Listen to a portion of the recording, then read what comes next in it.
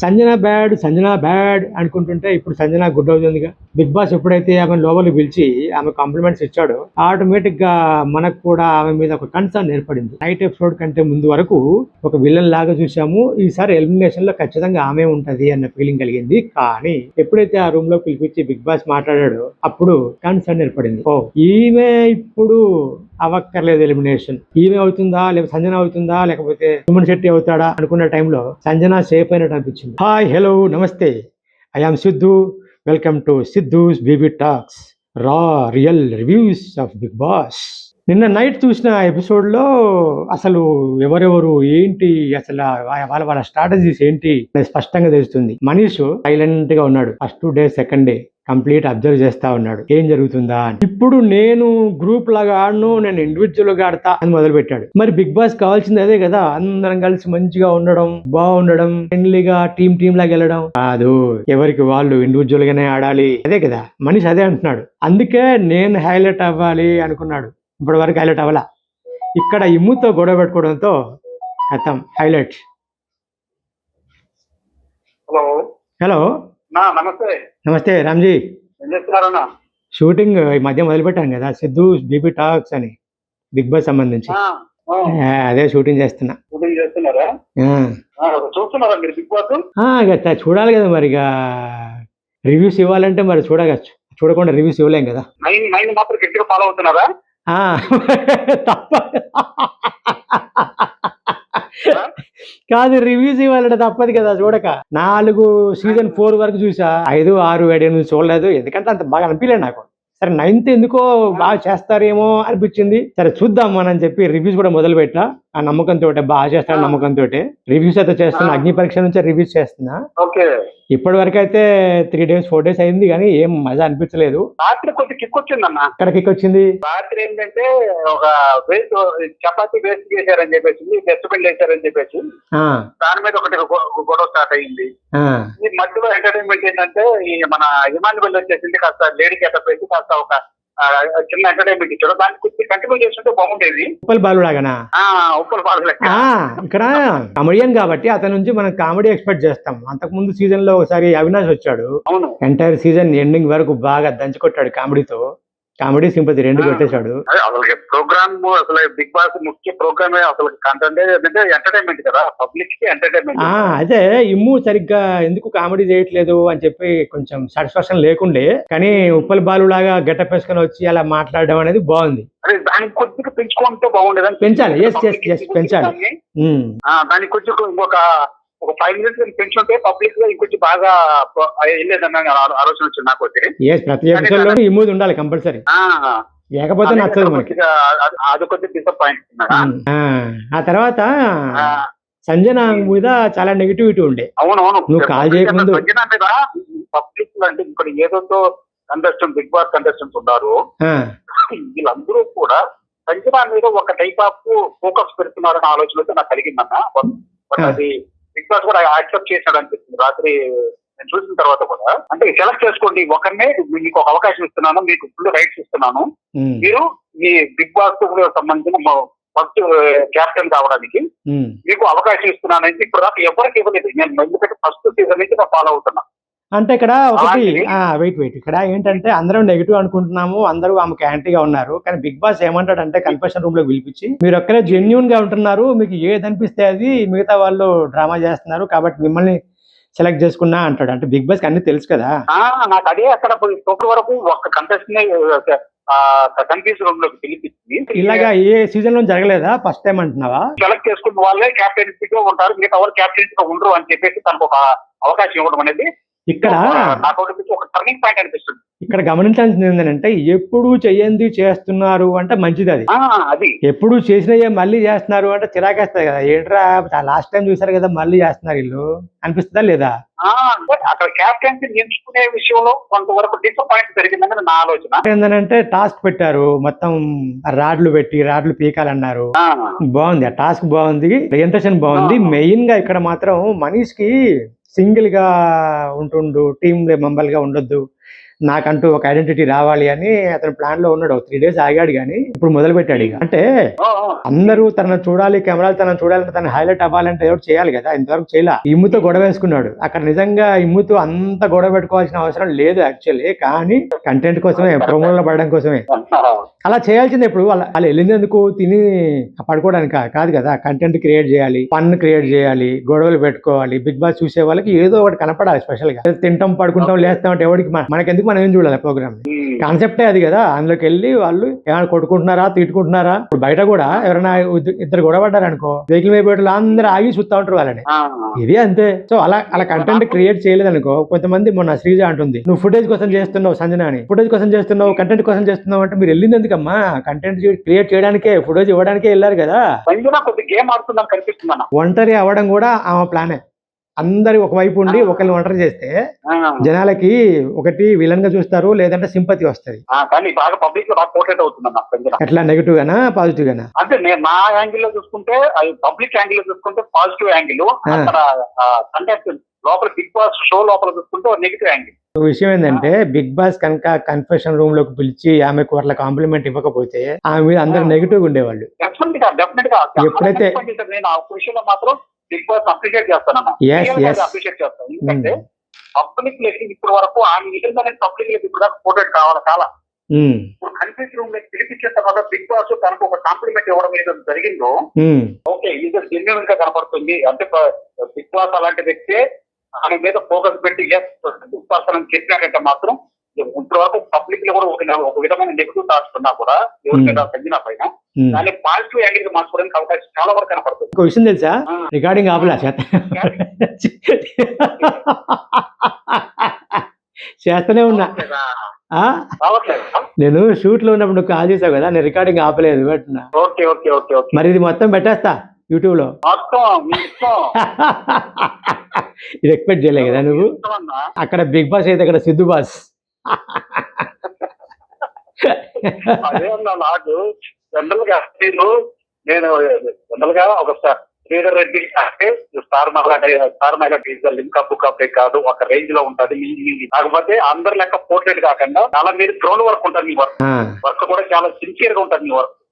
కానీ జనరల్ గా ఒక 6-7 వరకు కూడా మీరు ఫాలో కాకపోవడం ఏంటంటే అప్పుడున్న మీ బిజీ షెడ్యూల్ వల్ల కావచ్చు, లేకపోతే మీరున్న పరిస్థితుల వల్ల చూడకపోయినా కానీ ఈ 9 చేసిన వాళ్ళకి కొంతవరకు ఎంటర్టైన్మెంట్ ఉంటుంది అనేది నేను అనుకుంటున్నాను. ఇప్పుడు ఈ సీజన్ ఫాలో అవుతున్నారంటే నిజంగా అన్న, ఎందుకంటే జనాలలో కూడా ఈ విషయం తెలవాలి. ఎందుకంటే జనరల్ గా లేడీస్ ఇప్పుడు వరకు మీరు పబ్లిక్ లోకి రాలా, ఈ రకంగా కానీ మీరు పబ్లిక్ లోకి రాగలిగితే అన్న నిజంగా జనాలకు అందరూ కూడా మనం రీచ్ అవ్వగలుగుతాం. ఇంకొక విషయం ఏంటంటే, నేను లాస్ట్ టైం 4th వరకు చూశాను కదా, 5th, 6th, 7th, 8th season చూడలేదు. నేను మాటి వాళ్ళకు మెసేజ్ పెట్టా, నేను చూడట్లేదు, మీరు సరిగ్గా చేయట్లేదు, ఏం టీం మీరు అని బాగా కోపంగా మెసేజ్ పెట్టేవాని, ఒకసారి వాయిస్ నోట్లు పెట్టేవాని, ఒకసారి కాల్ చేసి తిట్టేవాని వాళ్ళని. బిగ్ బాస్ టీం ఉంటారు కదా, బిగ్ బాస్ టీం వాళ్ళని, మా టీవీ మేనేజ్మెంట్ ని తిట్టేవాళ్ళని. తిడితే మరి నువ్వు చెప్పు, నువ్వు అట్ట చెప్పు, నువ్వు ఇట్లా చెప్పు అని నన్ను అనేవాళ్ళు. చెప్పడం కాదు, పెద్ద టీం పెట్టినారు, ఎందుకు పెట్టుకున్నారు అని చెప్పి గైకాల్సింది చూడడం అని చెప్పేవాడిని. ఈ 9th కి ఖచ్చితంగా వాళ్ళు బాగా చేస్తారు అన్న కాన్ఫిడెన్స్ నాకు ఏర్పడింది. నేను మధ్యలో సార్ ఫోన్ చేసి కూడా నేను ఎక్స్పెక్ట్ చేస్తున్నా 9th చాలా బాగుంటదని. 5, 6, 7, 8 సీజన్లలో, గత 8 సీజన్లలో వాడిన టాస్క్లు వాడకండి, అక్కడ వాడిన ఫార్మాట్స్ ఇక్కడ ఏవి ఇక్కడ వాడకండి. మంచి టీం పెట్టుకున్నారు, మంచి టీం పెట్టుకోండి, కొత్తగా చేయండి. ఇప్పుడు ఆడియన్స్ లాగా ఒకసారి చూస్తా, ఒక డైరెక్టర్ లాగా కూడా చూస్తాను నేను. ఆడియన్స్ లాగా చూస్తేనేమో అవుట్ సైడ్ నుంచి చూస్తా, డైరెక్టర్ లాగా చూస్తే ఇన్సైడ్ నుంచి చూస్తా. అంటే అక్కడ కెమెరాలు పెట్టుకుని వాళ్ళు ఏం చేస్తున్నారు, ఏం ప్లాన్ చేస్తున్నారు ఐడియా వస్తుంది కదా. అక్కడ జరిగే ప్రతి ఒక్కటి కూడా మీకు నోటీస్ చేస్తాను. Bigg Boss team inside, audience outside రెండు తీసుకొని నేను మై సైడ్ నుంచి చెప్తుంటాను. రాత్రి చూసారా మీరు ఎపిసోడ్ మొత్తం? లేదు, మార్నింగ్ చూసా, రాత్రి ఎక్కడ చూస్తా, టైం చాలా ఉంది కదా. అవును, మీరు జనరల్ గా టైం టు టైం మీరు టైం చాలా వాల్యూ ఇస్తారు.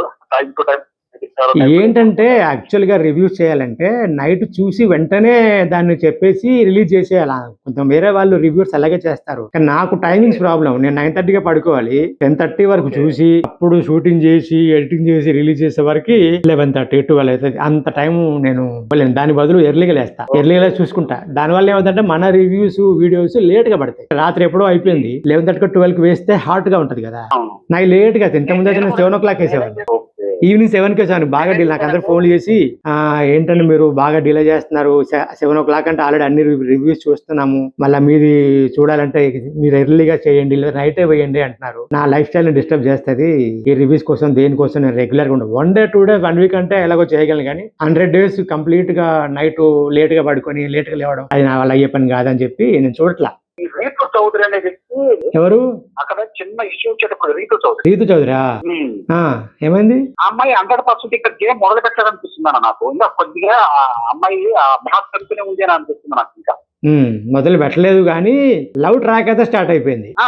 అది లవ్ ట్రాక్ అనేది అది పెద్ద మహాప్రభుత్వ కాదు కానీ పబ్లిక్ లేదు. ఎందుకంటే అమ్మాయి మీద ఆల్రెడీ ఒక పబ్లిక్ ఒక థాట్ అవుతుంది నడుస్తుంది. బయట ఎలా ఉన్నా ఎంటర్టైన్మెంట్ సైడ్ కాబట్టి ఇక్కడ కూడా ఏదో లవ్ ట్రాక్ అంటే నిజంగా లవ్ చేస్తారని కాదు కదా. మనకి ఎంటర్టైన్ చేయడం కోసం మనకి ఇంట్రెస్టింగ్ ఉండాలంటే ఏం కావాలి? లవ్ ట్రాక్లు కావాలి, ఫ్రెండ్షిప్ కావాలి, ఎమోషన్స్ కావాలి, ఎనిమీస్ అట్లా కొట్టుకోవాలి, బడబడ కొట్టుకోవాలి, ఆర్గ్యుమెంట్లు కావాలి, రొమాన్స్ కావాలి, ఇవి కదా మనకు కావాల్సింది. కావాలి కానీ అమ్మాయి కనిపిస్తుంది నాకు. అప్పుడేనా? ఎన్ని రోజులు? 3 రోజులే అయింది. ఎందుకంటే ఒక ఎక్స్పెక్టేషన్స్ ఉన్నది రీతూ మీద. ఎందుకంటే మాట్లాడే విధానం కావచ్చు, కావచ్చు, కొన్ని వరకు ఇద్దరు వ్యక్తులు ఎవరైనా కూడా సరే అమ్మాయి డీల్ చేసే కెపాసిటీ తనకు ఉంది. కానీ ఎందుకంటే కూడా మొదట్లో తెలుస్తుంది పబ్లిక్ కి. ఎందుకంటే అన్న ఉడికినప్పుడు ఒక మెతుకు పట్టుకొని చూస్తాం ఇది అన్న ఉడికిందా లేదా అన్న విషయం. బిగ్ బాస్ లో అసలు ఎక్స్పెక్ట్ చేయలేము తెలుసా. నువ్వు అన్నం ఉడికిందా లేదా అని బయట జనరల్ గా ఓకే, కానీ బిగ్ బాస్ లో అస్సలు కుదరదు. ఎందుకంటే స్టార్టింగ్ వీరు మంచోళ్ళు అనుకుంటాం, తర్వాత వాళ్ళు మంచోళ్ళు కాదనిపిస్తుంది. చాలా స్టార్టింగ్ లో వీరు కంత్రిగాడు అనుకుంటాం, తర్వాత వెరీ గుడ్ మ్యాన్ అనిపిస్తుంది. ఇప్పుడు ఉన్న వాళ్ళందరూ మాస్కుల్లోనే ఉన్నారు. ఇది ఫస్ట్ వీకేగా. కాకపోతే ఇంతకు ముందు కొంచెం స్లోగా ఉండేది, ఏది మన జీవన శైలి, మన లైఫ్ స్టైల్ కూడా స్లోగా ఉండేది. కాబట్టి ఈ వీక్ కాకపోతే నెక్స్ట్ వీక్ రియాక్ట్ అవుతారులే అనుకునే వాళ్ళం. ఇప్పుడు ఎలా ఉందంటే 1 day నుంచే ఎక్స్పెక్ట్ చేస్తాం. ఇప్పుడు లైఫ్ అనేది ఫాస్ట్ అయిపోయింది. 1 day నుంచే, day 1 నుంచే మనకు మసాలా కావాలని కోరుకుంటాం. ఫస్ట్ వీక్ అయితే మసాలా రాలేదు. నేను అన్నావు కదా, ఇందాక అన్నావు కదా నువ్వు, కిక్ వచ్చింది రాత్రి అని. అంటే నైట్ ఎపిసోడ్ వరకు కిక్ రాలా, ఇప్పుడు కిక్ వచ్చింది. కానీ ఈ కిక్ కంటిన్యూ చేయాలి వీళ్ళు. మళ్ళీ తర్వాత ఇంకా వేరే వాళ్ళు కూడా ఎంటర్ అయితే ఇంకొంచెం మసాలా పెరుగుతుంది కావచ్చు. నువ్వు గమనించావా? డిమాండ్ పవన్ కంప్లీట్ గా రీతు చౌదరి చుట్టూ తిరుగుతూ ఉంటాడు. రీతు చౌదరి ఏమో పవన్ కళ్యాణ్ ఇష్టపడతా ఉంటుంది. ఇది ట్రయాంగిల్ లవ్ స్టోరీయే కాదు. ఫ్యూచర్ లో కమింగ్ వీక్స్ లో డిమాండ్ పవన్ కి పవన్ కళ్యాణ్ కి పోటీ, ఫైట్, డి అంటే డి.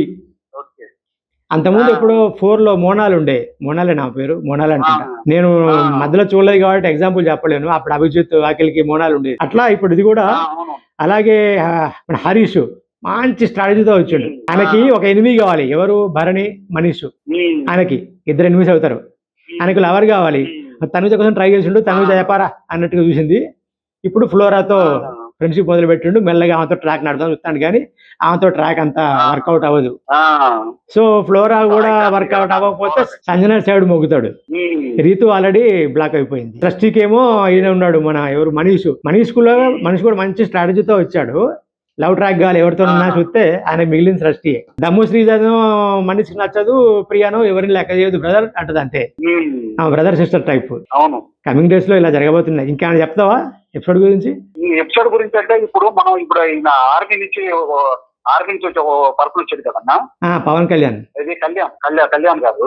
ఆ కళ్యాణ్ గారు కూడా కొంతవరకు అక్కడ డ్రామా నడుస్తుంది అనిపిస్తుంది. రియాలిటీ కూడా అతని నుంచి చాలా పైకి. ఎందుకంటే అతనికి బాగా డేరుంది క్యాండిడేట్. అతను డేరుంది, టైం వస్తే వార్నింగ్లు ఇస్తాడు, ఆల్రెడీ ప్రూవ్ చేసుకున్నాడు. నాకైతే ఈ సీజన్ లో కళ్యాణ్ సూపర్ అనిపిస్తుంది నాకు. ఆయనకి ఇప్పుడు ఇట్లాంటి ఈ మనీష్, హరీష్ లాగా స్ట్రాటజీస్ లేవు, కానీ ఒరిజినల్ గా వెళ్తున్నాడు అనిపిస్తుంది. డెమోన్ పవన్ ఏమో సైలెన్స్. అసలు ఓ పట్టాన మాట్లాడు, ఓ పట్టాన రాడు. బిగ్ బాస్ బాగా ట్రై చేస్తున్నాడు అతను లేపుదామని, కానీ ఏం అనిపించట్లా. డెమోన్ పవన్ డల్ కనిపిస్తున్నాడు. సుమన్ శెట్టి ఢిల్లీ క్యాండిడేట్ అన్న. ఎందుకంటే ఎలా కనిపిస్తుంది అంటే రాత్రి ఒక చిన్న సిగరెట్ దాచిపెట్టేసి ఆ సిగరెట్ తీసుకోవడానికి కోసం అతను చాలా, ఎందుకంటే ఒక అన్కాన్షియస్ లోకి వెళ్ళిపోతున్నాడు అనిపిస్తుంది. సిగరెట్ అనేది వెళ్ళిపోతున్నాడు. అమ్మాయి ఏమో నీకు హెల్త్ కోసం నేను చెప్తున్నాను అనేసి అమ్మాయి ఆల్రెడీ మా కెమెరా చెప్పేసింది. కరెక్ట్, కానీ మరి సిగరెట్ బాగా కాదమ్మా ఇది ఆ? సిగరెట్ బాగా అలవాటైన వాళ్ళకి సిగరెట్ దొరకకపోతే పిచ్చెక్కుద్దంటగా. ఆ, ఏమో మనకు దాని గురించి అంత అవగాహన లేదు కానీ మనకు. అంటే నీకు అలవాటు లేదు, నాకు అలవాటు లేదు, కానీ కొంతమంది అనగా విన్నాను. ఆ, ఓటింగ్స్లలో, వెబ్సైట్లలో ఓటింగ్లలో సుమన్ శెట్టి 2వ ప్లేస్ లో ఉన్నాడు. ఆ, కానీ నాకు అనిపించింది అంత డమ్మీ, దాన్ని నమ్మాల్సిన అవసరం లేదు. బిగ్ బాస్ దే ఒరిజినల్, మిగతావని అన్ని పట్టించుకోకర్లేదు. కానీ నాకు తెలిసి నేను అనుకోవడంతో ఈ ఎలిమినేషన్ లో సుమన్ శెట్టి పోతాననుకుంటున్నా. అన్ని ఉంటున్నాడు అంతే. ఉమ్, అసలు ఆటలన్నీ ఇక్కడ కనిపించట్లేదు అతను. అదే సుమన్ శెట్టి అనే ఎక్స్పెక్టేషన్ మనం వేరే రేంజ్ లో మనం అనుకున్నా కూడా. అదే. Okay Ramji, right. ఆ విధంగా నేను రివ్యూ స్టార్ట్ చేద్దామని షూటింగ్ స్టార్ట్ చేయగానే మా మిత్రుడు రామ్జీ కాల్ చేశాడు. ఎలాగో నేను రికార్డింగ్ ఆపకుండా కంటిన్యూ చేశా. ఇది కూడా ఏదో వెరైటీగా అనిపిస్తుంది. చూద్దాం, ఇది ఎడిటింగ్ చేసినాక చూస్తే నాకు అర్థమైంది బాగుందా లేదా అనేది. బాగుందనిపిస్తే కంటిన్యూ చేస్తే అయిపోద్దేమో ఇలా కూడా. ఓకే, చాలా విషయాలు మా కాల్లోనే కవర్ అయిపోయినాయని చెప్పాలనుకున్నాయి కూడా. ఓకే, నెక్స్ట్ మళ్ళీ కలుద్దాం. Thank you.